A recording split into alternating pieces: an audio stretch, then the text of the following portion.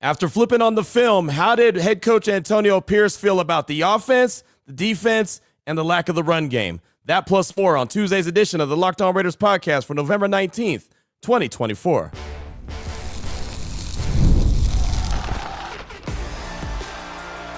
You are Locked On Raiders, your daily Las Vegas Raiders podcast. Part of the Locked On Podcast Network, your team every day.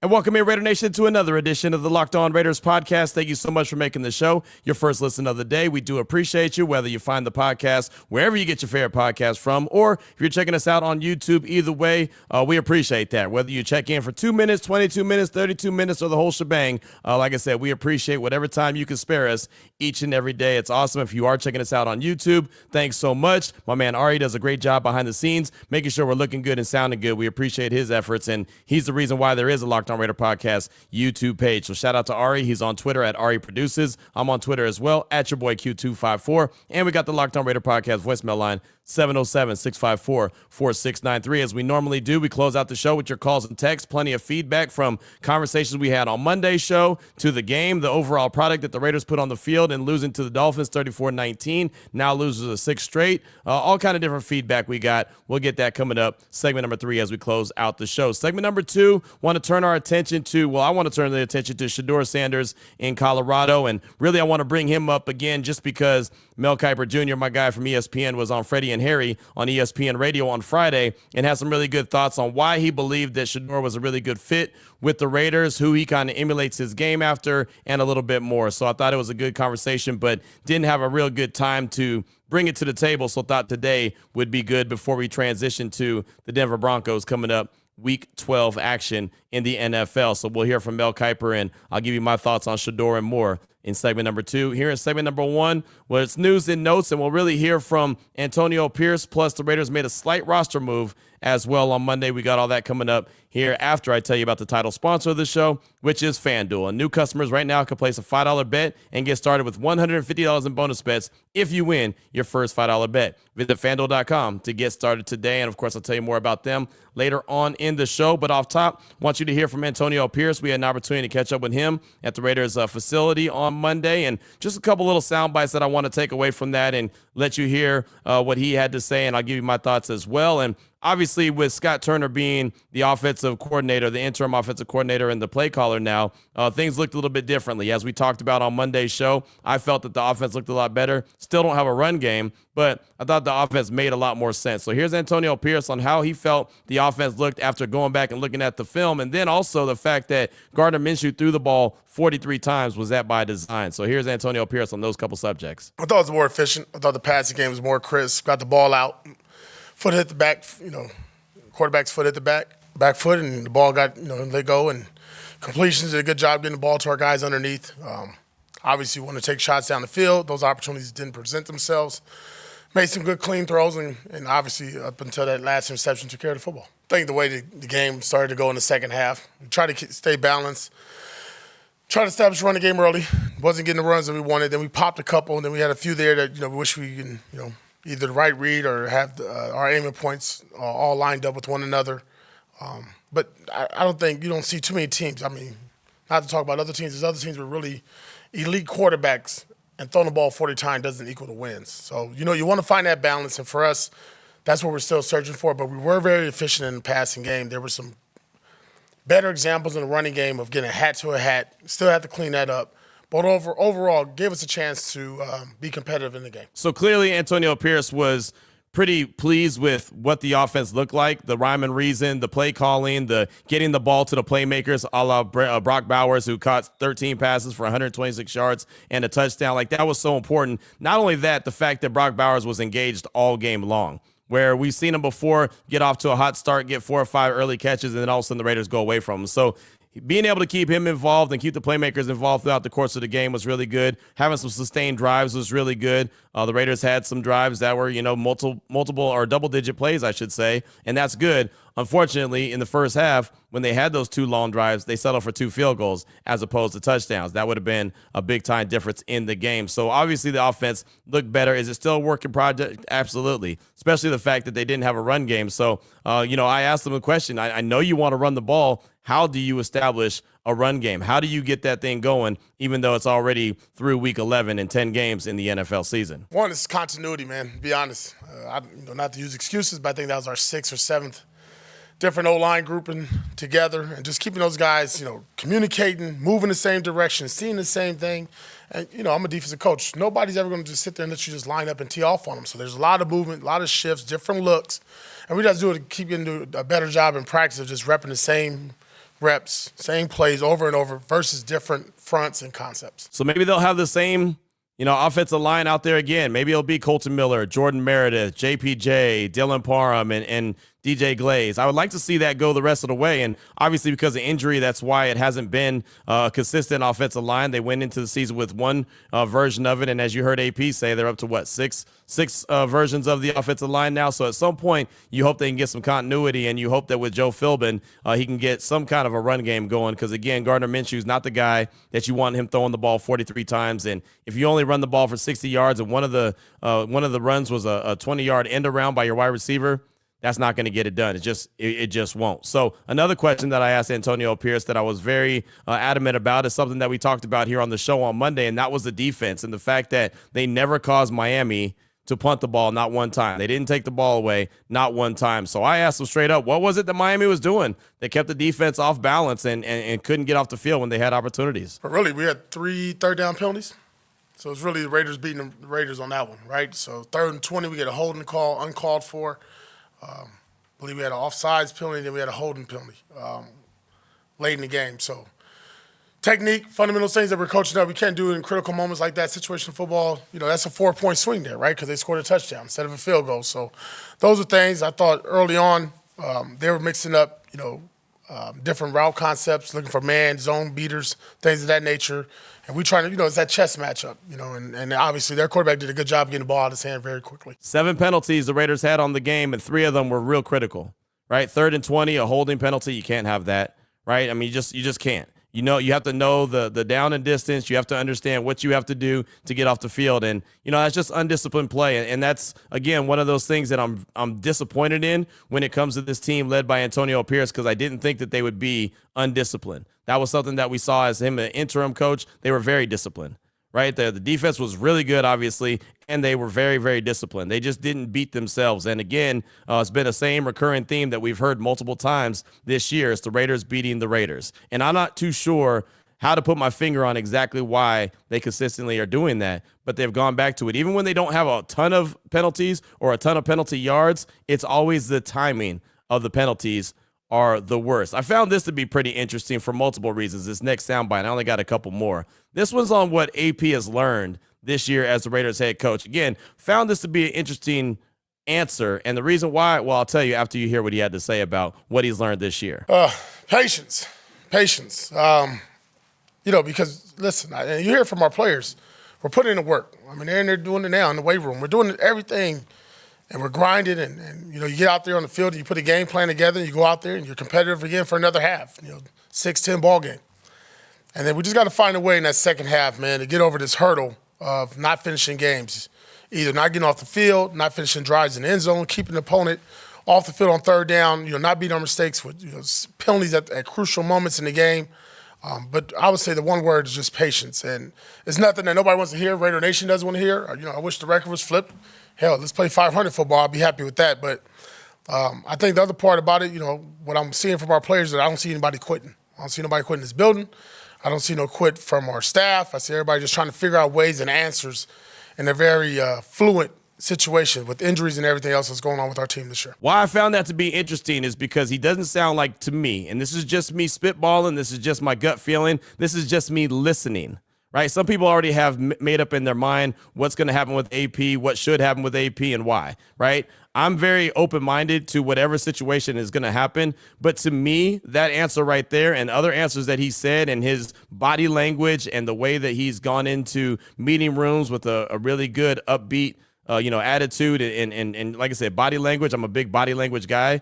Doesn't sound like a guy that's worried about his job security. Again, it's just me. And maybe at the end of the year, Mark Davis is going to look back and say, yeah, thanks, but no thanks. This didn't work, and you're out of here. That very well could happen, right? I mean, with Josh McDaniels, the plan was, and Dave Ziegler, it was 3-year plan.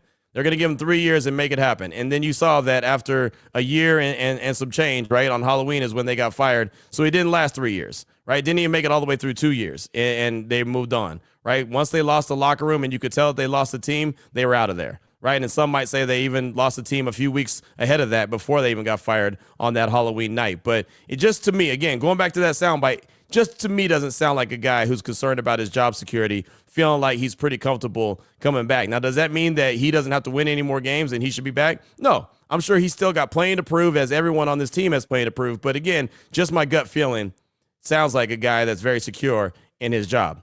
I could be wrong. We know I could be wrong. Final soundbite is just a very quick one from Antonio Pierce, and Myra Gomez, who's actually part of the Spanish broadcast, was sitting right next to me, and she asked Antonio Pierce about Gardner Minshew, and is he still the best guy for the starting quarterback role? This is what AP had to say. He'll be the quarterback this week. Gardner Minshew is the quarterback this week.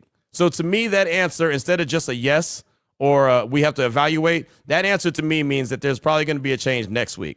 And maybe that's when Aiden O'Connell is going to be available. Maybe they're anticipating Aiden O'Connell be available. Maybe they feel like there's at least one more week that they need to get with Desmond Ridder to get him up to speed. I'm not too sure. But to me, that sounded like Gardner Minshew is Mr. Right now, not necessarily Mr. Right. He's going to be the guy that's going to be there in the mix this week against Denver. And then next week on Monday or maybe on Wednesday, he'll make an announcement of who the starting quarterback will be. And that very well could be Aiden O'Connell, who honestly hasn't really gotten an opportunity to do too much at all this year because he got injured as soon as he finally got into the game. And so, Minshew started, then he was out. It was the Aiden O'Connell show.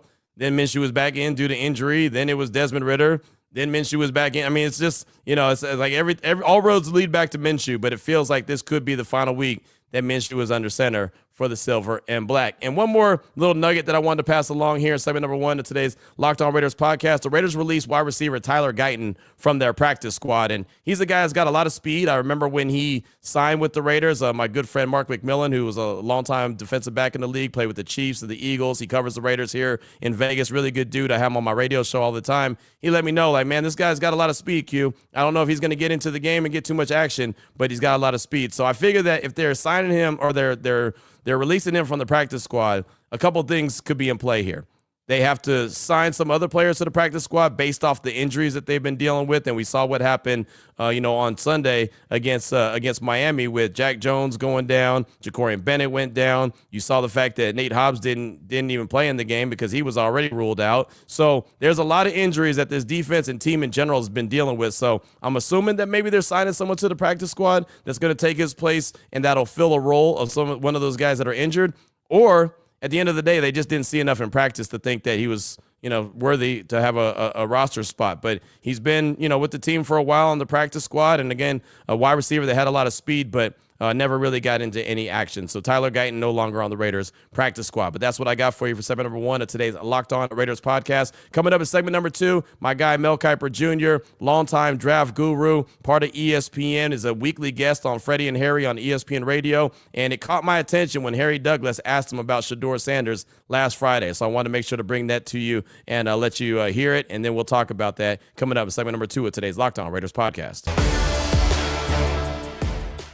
Before we get to that, though, I do want to tell you about a couple great sponsors here on the Locked On Raiders podcast, including Pre-Alcohol by Zbiotics. They're the world's first genetically engineered probiotic. It was invented by PhD scientists to tackle rough mornings after drinking. So here's how it works. When you drink, alcohol gets converted into a toxic byproduct in the gut. It's this byproduct, not dehydration, that's to blame for your rough next day. Pre-alcohol produces an enzyme to break this byproduct down. Remember, to make Zbiotics your first drink of the night, drink responsibly, and you'll feel your best the very next day. Again, best result, you got to make pre-alcohol your first drink of the night. Pace yourself. hydrate, and get a good night's sleep. That's a great recipe. You'll wake up feeling refreshed and ready to take on the next day. So what do you need to do? Go to zbiotics.com/LockedOnNFL to learn more and get 15% off your first order when you use Locked On NFL at checkout. Zbiotics is backed with 100% money-back guarantee, so if you're unsatisfied for any reason, they'll refund your money. No questions asked. Remember to head to zbiotics.com/LockedOnNFL. Use the promo code LockedOnNFL at checkout for 15% off. I also want to tell you about the title sponsor of the show, which is FanDuel. It's America's #1 sportsbook, and right now, new customers can bet $5 and get $150 in bonus bets if you win. The FanDuel Sportsbook app gives you everything you need to place live bets on the NFL, and it's all in one place. So, when you get a hunch in the middle of a game, you can check out the latest stats, view live play-by-play, and so much more on the same page where you place your bets. Just visit FanDuel.com to join today. You'll get started with $150 in bonus bets if you win your first $5 bet. That's FanDuel.com. Never waste a hunch and make every moment more with FanDuel, an official sportsbook partner of the NFL. All right, Raider Nation, here we go. Segment number 2 of today's Locked On Raiders podcast. Wanted to let you hear some sounds from Mel Kiper Jr. Got a lot of respect for Mel. He's been a draft guru for a very long time. Does he get everything right? No, nobody does. Right? It doesn't matter who you are. Not everyone's going to hit on the players that they think are really good players, and they could be franchise quarterbacks, franchise wide receivers, running backs, whatever the case may be. There's always going to be a ton of misses, but definitely respect Mel. Think that he does a great deep dive into all college football players, and he's got an encyclopedia that just doesn't stop, right? His encyclopedia is pretty incredible. Got a lot of respect for him. So he's a weekly guest, and it's appointment listening for me because I love the draft. As you know, if you've been listening to this show for any amount of time, you know I'm a big draft guy. I hate talking about the draft in November, but here we are, and that's not our fault. That's the Raiders sitting there at 2-8. Not our fault. Right? We know right now that they're selecting number 4 overall if the season were to end today. Obviously, that's going to change throughout the course of the season. We'll see what it is when it's all said and done. But on Fridays, I always get to listen to Freddie and Harry on ESPN Radio on my way to Studio Q, the home studio that I'm in right now, before I do my radio show. And I always like to hear it. So on Friday, I heard Harry Douglas and Freddie Coleman asking questions to Mel about Shedeur. And this question in particular from Harry Douglas, longtime NFL wide receiver, drafted by the Falcons, played in Tennessee. He's just a hell of an athlete, comes from a family of great athletes, but he's spent so much time in the NFL. He knows all the ins and outs. He was talking about tanking and how players and coaches don't do that. Front offices could manipulate it a little bit to be put in that situation. And then he goes to Shedeur Sanders and starts talking about the Raiders. So here's that exchange from Fridays, Freddie and Harry on ESPN Radio, Mel Kiper Jr., and of course, my guy, Harry Douglas. Check it out. So here's a unique situation when it comes to tanking. So for all our listeners listening right now, players and coaches don't think that way. To players and coaches, they haven't thought that way today. They don't think that way. They will not think that way in the future. They won't think that way back when football first started. They never will. Now, when you get to a general manager and a owner perspective, bearing that general manager job isn't on the line. Sure. And I'm going to name a team right now who probably needs to tank to have the number 1 overall pick.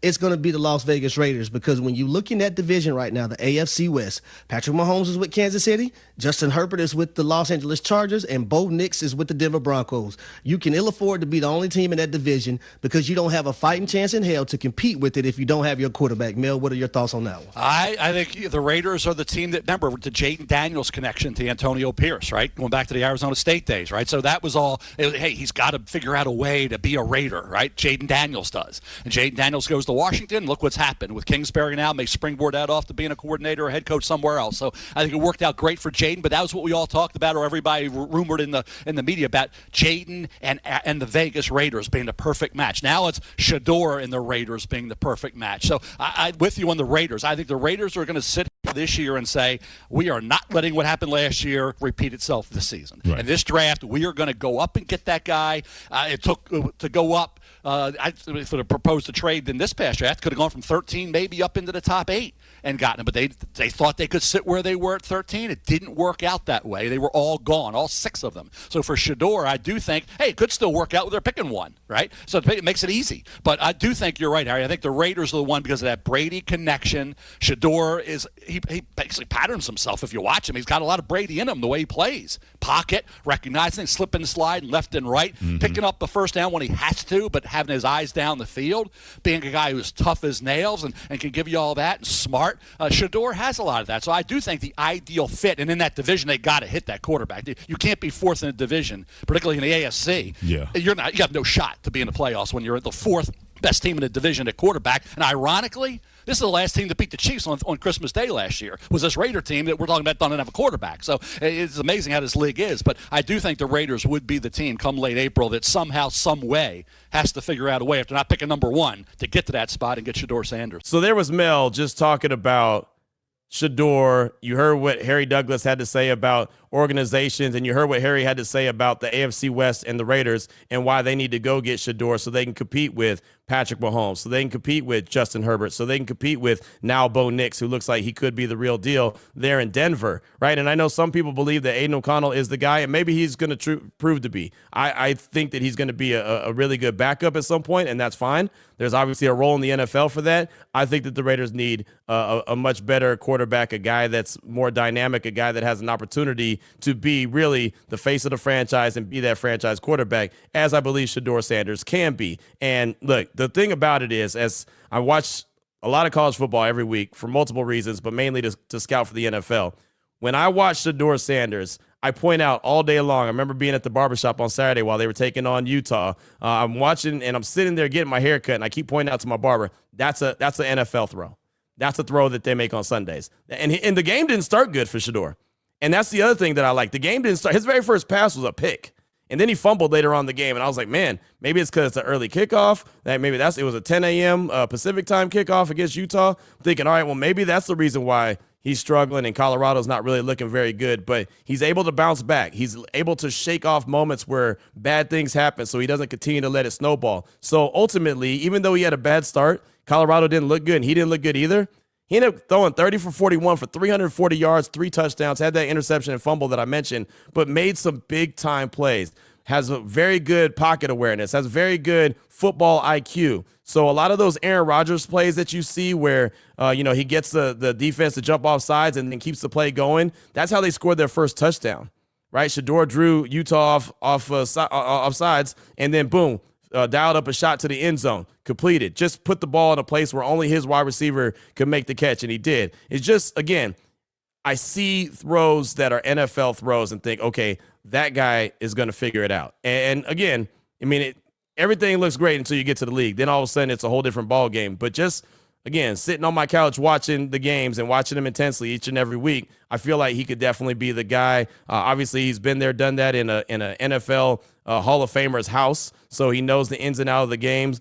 He's got that relationship I've mentioned multiple times with Tom Brady. He's got the NIL deal. He signed to his NIL. It just, again, it feels like all the stars are aligning for Shedeur to end up in Vegas with the Raiders. And, again, I think it would be a good decision. It's not just aligning a name with the team and this is going to be the guy because he's flashy or this, that, and the third. I just think he'd be a really good quarterback that can compete. I love the fact that he could use his legs if he wants to, but when he scrambles to really throw the ball somewhere, deliver the ball somewhere, right? Keep his eyes up, look down the field, and try to make a play. And he does that more times than not. And that's very much what, Tom Brady did, especially early on in his career, where he's not really necessarily running, but he's moving the pocket and then setting up and delivering the ball down the field or checking the ball down and picking up first downs, like you heard Mel Kiper say. Again, he's looking at him and saying he actually models his game after Tom Brady. Does that mean he's going to be TB12? No, not at all. But I just think there's a lot to like there, and that if the Raiders are fortunate enough to end up getting him, and I like I said, I feel like all signs lead to him being a Raider and kind of connecting the dots, I think they'd be very fortunate, and that would be a nice step in the right direction. Is that going to fix all their ailments? No, not at all, right? But I do believe that getting that starting franchise quarterback is obviously a big start. So Sanders for Colorado, 17th ranked Colorado going up against Utah, 30 for 41, 340 yards, 3 touchdowns, interception and fumble. Colorado won 49-24 and are 8-2 on the season. That's the other thing. The guy's a winner. Think about this. When him and his pops arrived at Colorado, they were 1-11.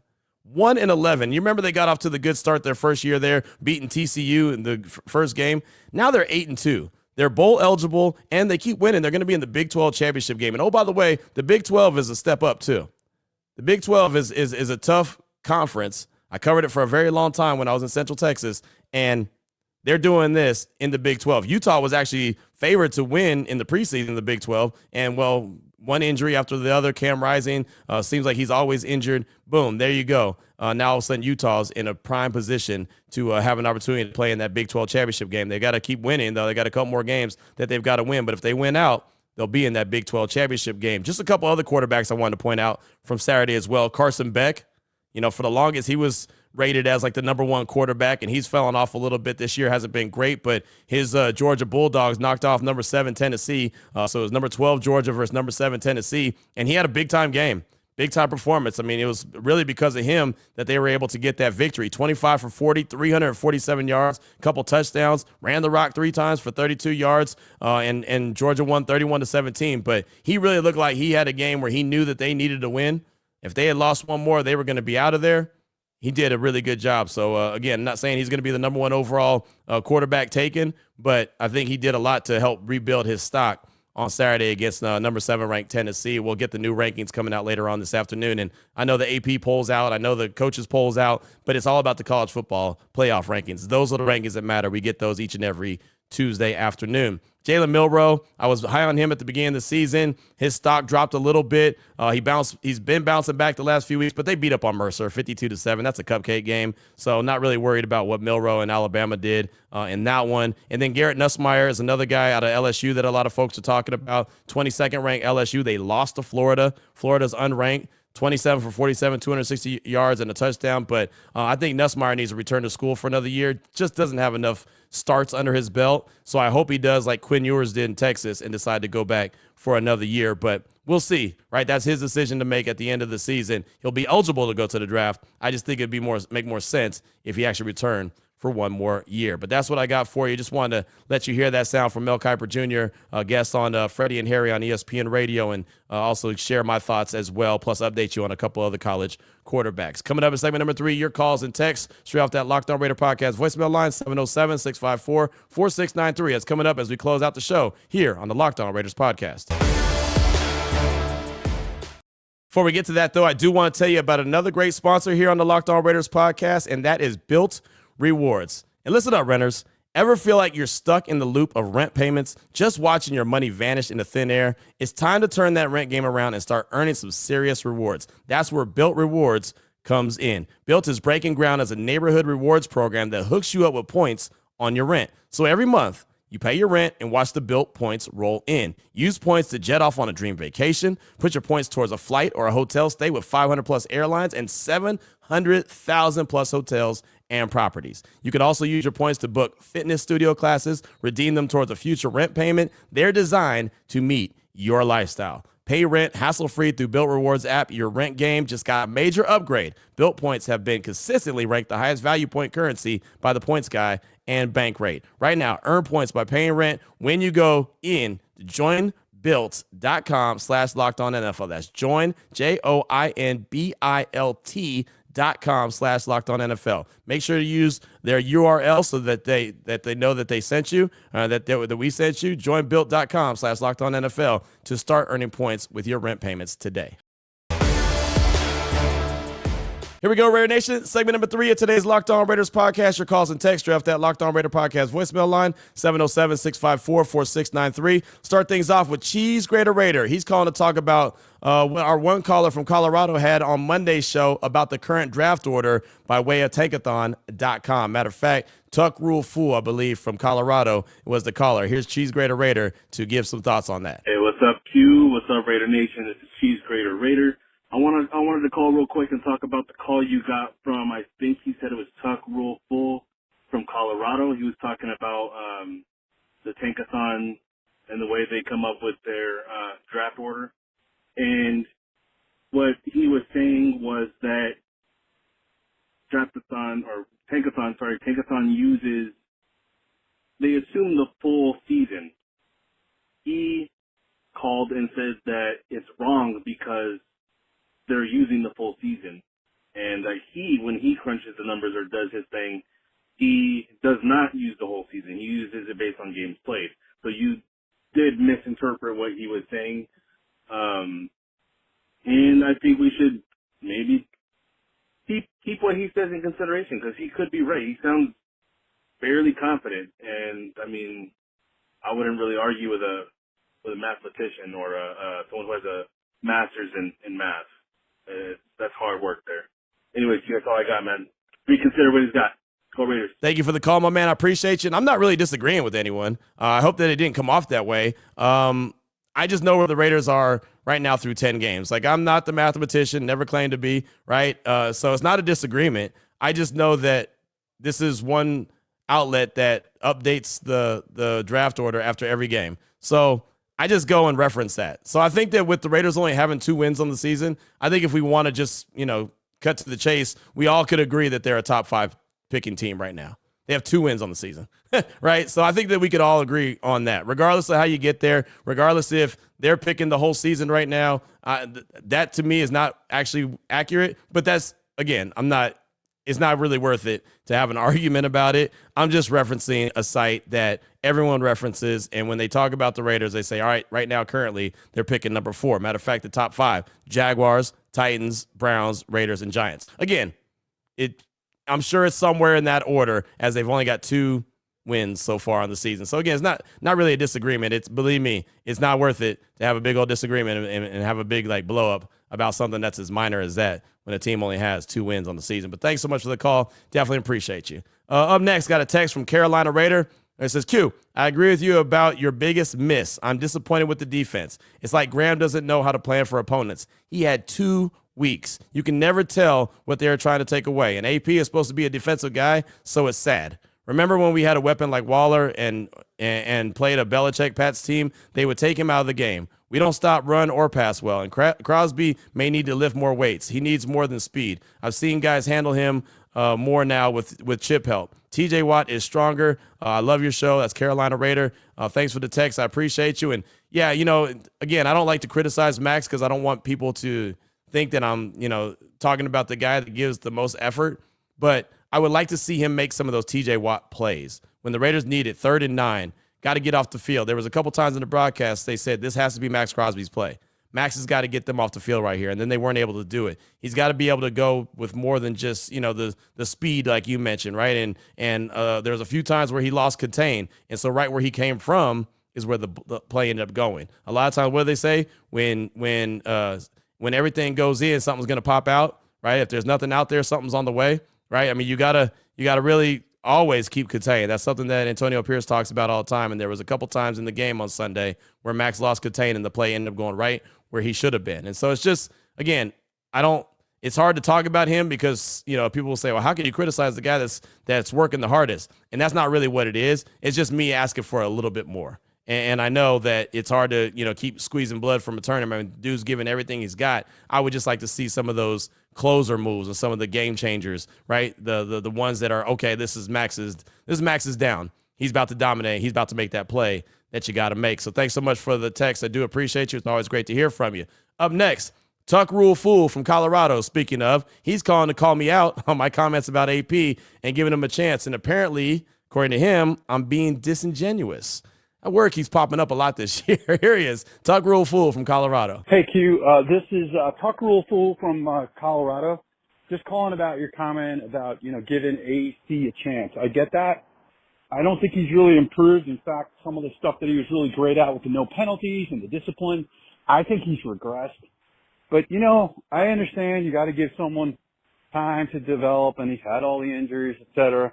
One thing, though, that you said, and I don't think is it's a little disingenuous if I'm being honest, and you usually call yourself out. So he said you gave McDaniels, a quarter and a half. I think it was a year plus whatever it was, 5 games. And then you said, on your call yesterday for Monday, it was today, you said it was, he's been, I'm not going about to call for his head after 10 games. Is that really fair though? Because he has 10 games, but he had 9 games last year. So, if you're going to use the same metric you had for McDaniels, This guy's had a year and a half. He's had at least a year here, so or more than that, so close to like 18, 19 games. So it's not really been 10 games. So I don't know. By the end of this year, have you seen enough? I think it's fair to question that and to see where he goes, but I'd like to see some improvement, especially his in-game calling has regressed, and the fact that the discipline isn't there. If you remember when McDaniels lost the room, they said, "Oh, he's wasting our time. He doesn't for practice, and there's not respect." That's the same stuff we're hearing now, that he's wasting time. So this is crazy. This is like going back. It's like a time machine. I don't know, man. I think if we've got a better candidate, we probably move on. But maybe that's a decision for Tom Brady. Who knows? All right, peace out. Talk cool fool. Thanks for the call, my man. I appreciate you. And, yeah, I don't think it's me being disingenuous at all. You could say that he's had plenty of opportunity if you want to go back and look at him as the interim coach, and that's fine. I mean, he had 9 games. You're right. I was more or less talking about him as the head coach, the full-time head coach, it being his team and not taking over someone else's team. But, I mean, that's fine. Again, I'm not here to pick a fight with people. I'm really not, right? I just give you my thoughts, and if you think I'm being disingenuous, that's more of a you thing. You said I normally call myself out. If there's anything I'm ever wrong about or anything that I got and maybe I had to think twice about it and, want to go back and correct myself, I will.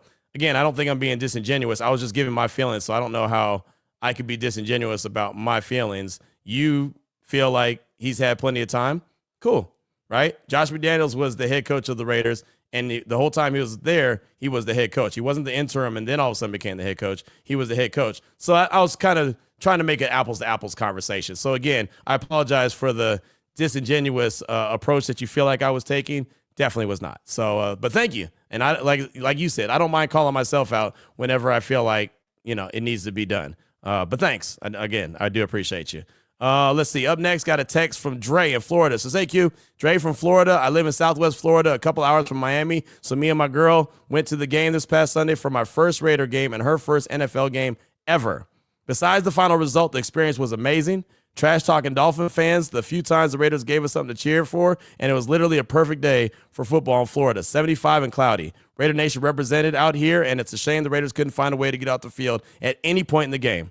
Still had a great time. I'm going to see them again when they come back to play the Bucs in Tampa in a couple of weeks. Hopefully they can give us something we can be proud about there. Sorry for the long text. And the last thing, how would you feel about going after Jamar Chase next year in free agency? I just saw his press conference talking about, I don't know. I don't call the play. You have to ask Zach. Did you say on this show that usually, or a good sign when guys start talking about that, that's not my job? Okay, sorry. That's it. Love the show. Keep it up, Q. Dre Raider out. And thanks, Dre, for that. And yeah, it's funny. When I saw Jamar Chase say that, and it was, hey, this is, I don't call plays, you got to ask Zach. I immediately thought of the conversation we had here on the podcast of when players start to, I won't say check out, but you start to lose the locker room is when they say, it's above my pay grade, or I don't know. You got to ask them. I don't call the plays. I just go out there and try to execute. And Jamar Chase is one of the best, right? Obviously he needs to get a contract extension. He didn't get that contract extension yet. I don't know what they're going to give him. I just don't know if the Raiders want to go down the avenue of trying to trade for another big-time wide receiver, right? It just doesn't seem like it works out too well for the Silver and Black when that happens. And look, they got a star in Brock Bowers. They got a really good player in Jacoby Myers. I feel like they could dip into the draft and get another wide receiver as well. They've got speed with Tucker and DJ Turner. If they ever can get these guys consistently involved in the game plan, this might be able to work. And Big Mike's back too. So I feel like that they could have the weapons. Yeah, Jamar Chase is a next-level dude. I just don't know if the Raiders, I don't know if Mark Davis would be willing to go down that road again of trading for a big-time wide receiver that needs a big-time contract, and then he might end up disgruntled as well. But, again, that's maybe. Maybe. I wouldn't be mad to see Jamar Chase in Silver and Black because he is a phenomenal wide receiver. I just don't think it would really happen. And I'm glad you and your girl had a really good time. Unfortunately, the Raiders didn't get the dub, but most importantly is that you had a really good time. And hopefully when they do play Tampa Bay, they'll give you something to get excited and cheer about. So thanks so much for that text. I do appreciate you. We'll close out with a call from Jonathan from Washington. He's calling to talk about the Raiders offense. Also talks about what I spent a lot of time talking about on Monday's show, the defense. Here's Jonathan from Washington. Q, this is Jonathan from Washington. Love your show, man. Show from Monday. So I agree with what you're saying about the offense. Definitely looked a lot better than what it's looked like under Getsy. I just think players were put in better position. The line looked better. Not great, but better. Brock Bowers was Brock Bowers. We know what he could do, but I just think Turner just unleashed him a little more, you know. Obviously, when you have a weapon like that, you're going to use them. You know, you got to use them, and they did. So kudos to them for that. Outside of that, though, I mean, that's really the one positive you could take out of this game. I mean, at least I think so. It was still the same old Raiders, right? Defense, I feel like defense lost this game. I mean, the defense just looked lost, man. And I get it. There's tons of injuries. They keep adding up. I know Bennett went out and, you know, no Hobbs. And, yeah, obviously that hurts, but I don't know, man. It just seems like these players they just look defeated. They look defeated. I mean, you can't blame them. The Raiders just cannot get anything going, you know, but at the end of the day, I guess you just have to take what you can out of this, and yeah, I mean, at least we can look forward to some better offense, you know, going forward, and it is what it is. As far as the rest, well, I don't know. Well, I guess that'll just sort itself out, but I mean, even AP, man, AP looks defeated. AP's out there, and I don't know if he just has no clue what to do, or I don't know, man. He just is lost, and that's something you don't want to see out of your head coach, right? But at the end of the day, you know, another loss, and move on to the next game. Again, Q, love your show, man. Keep doing what you do. Out. Big John, thanks for the call, man. I do appreciate you. And, yeah, the defense is what bothered me the most, right? I can look at the offense and say, hey, it's going to be a struggle. It's not going to be, you know, as smooth and precise and crisp as we'd like it to be.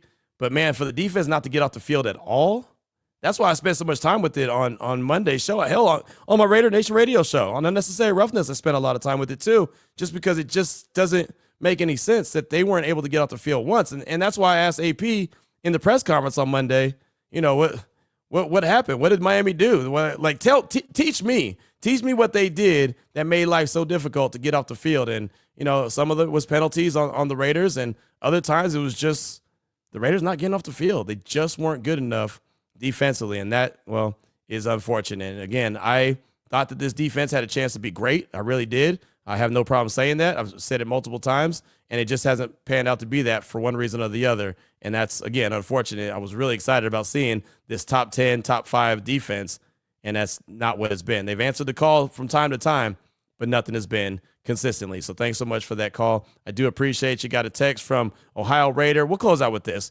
He said, what up, Q? Ohio Raider from the 409. Again, thanks for what you do for the nation. I listened to your show yesterday, and you were spot on about the defense and their disappointment. I know you even said you thought they could be a top 5, but we see how that turned out. Most of us missed on this team. When the win total came out, most of us took the over, so don't feel bad. In a disappointing season, I feel bad for Patrick Graham. I think he's cost himself a chance to be a head coach in the league. Your thoughts? That's Ohio Raider. Yeah, I agree. And, I don't know if Patrick Graham is going to have – he's not going to be in the rotation, I don't think, this year for head coaching, possibilities, the openings that will happen, guaranteed to happen after the season. Normally it's about 7 or 8. And I thought that if that defense turned out to be the defense that we all expected, he'd be heavily in the consideration and rotation. And that just doesn't seem to be. And, again, I know the Raiders are dealing with injuries, but you can't use injuries as an excuse because the whole league is dealing with injuries. Ohio Raider, thanks so much for that text. I do appreciate it. And that's officially going to wrap up this show. Went a little bit longer than I was supposed to, but sometimes that happens here on the Locked On Raiders podcast. So tomorrow we'll start to turn the page, start to look forward to the Denver Broncos Week 12 action, Game 11. And then we'll also meet with AP coming up on Wednesday as well. So until then, Raider Nation, take care of yourself, take care of your family, love on your family. Most importantly, as always, just win, baby.